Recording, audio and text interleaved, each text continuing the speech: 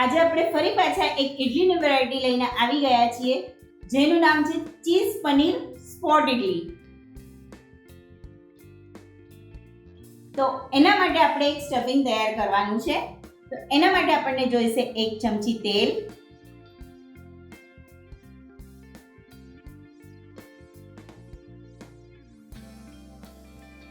એક ચમચી બટર લઈએ છે,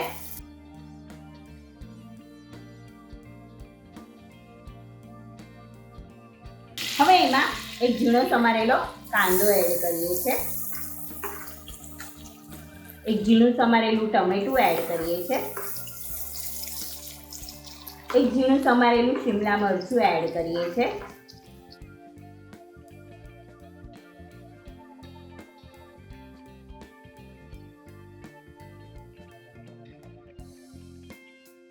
હવે એમાં મસાલા કરી લઈએ. મીઠું લઈએ છે સ્વાદ પ્રમાણે,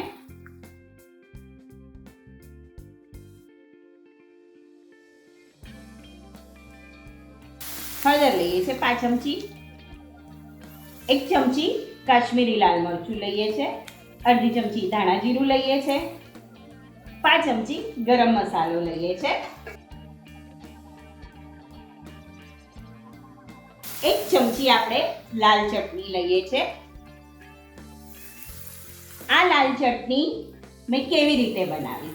આ લાલ ચટણી બનાવવા માટે 1 ટમેટું, 2 કાશ્મીરી લાલ મરચાં અને 2 કળી લસણની લઈ અને એને ઉકાળી લીધું હતું અને પછી એને ક્રશ કરી લીધું છે. લાલ ચટણી તૈયાર છે. હા, મીઠું તો એમાં નાખવાનું જ. હા, મીઠા વગર તો કોઈ વાનગીનો સ્વાદ જ ન આવે. હવે એમાં આપણે ખમણેલું એક બીટ એડ કરીએ છે,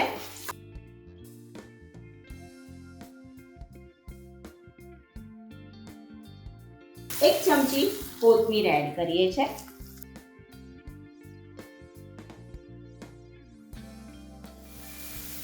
1 થી 2 મિનિટ માટે આપણે એને ચડવા દઈએ છે. 1 થી 2 મિનિટ થઈ ગઈ છે.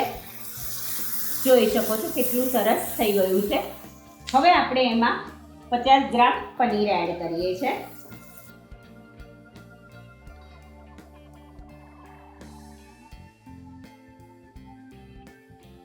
તમે પનીરને ટુકડા કરીને પણ આમાં એડ કરી શકો છો. ચીઝ લઈએ છે 2 ક્યુબ. ચીઝનું પ્રમાણ તો તમારા હિસાબે તમે ઓછું વધતું કરી શકો છો. મને ખબર છે તમને બધાને ચીઝ બહુ ભાવે છે એટલે તમે ઓછું તો નહીં કરો, ચીઝનું પ્રમાણ ચોક્કસથી વધારશો. જો 2 ક્યુબ મેં સરસ આમાં ચીઝ એડ કરી દીધું છે.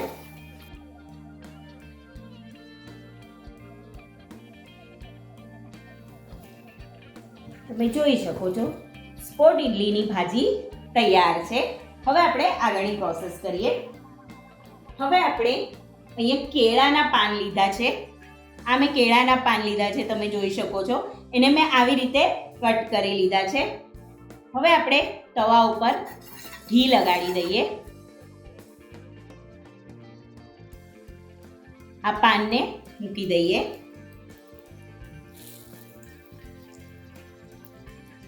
હવે એના ઉપર આપણે તૈયાર કરેલો મસાલો એડ કરીએ છે.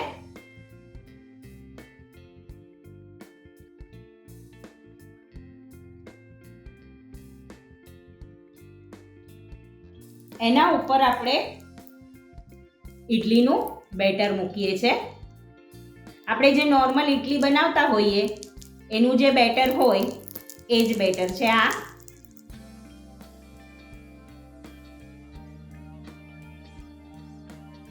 ઉપરથી આપણે લાલ મરચું સ્પ્રિંકલ કરીએ છે.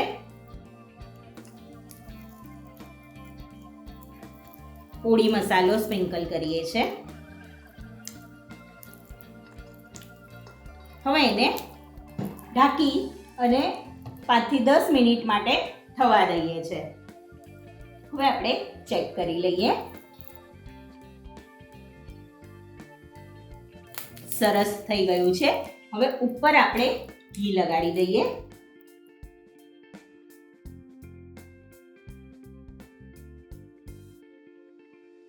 કેટલી સ્પોન્જી સ્પોન્જી ઇડલી છે, જોયું તમે? જો મસ્ત સ્પોન્જ છે. ઉપર થોડી કોથમીર એડ કરી દઈએ. ફરી પાછું આ પાન મૂકી દઈએ.